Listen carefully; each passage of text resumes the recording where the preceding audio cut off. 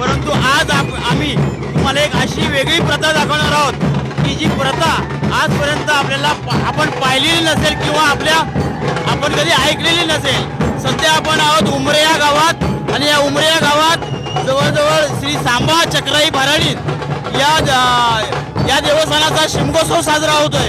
परंतु हा शिमगोत्सव नेमका कसा साजरा होतो हे तुम्हाला मी आता दाखवणार आहोत। पालखी नाचवणं हा तरुणाईचा एक उत्साह असतो आणि ह्या उत्साहाला आता उधाण आलेलं आहे।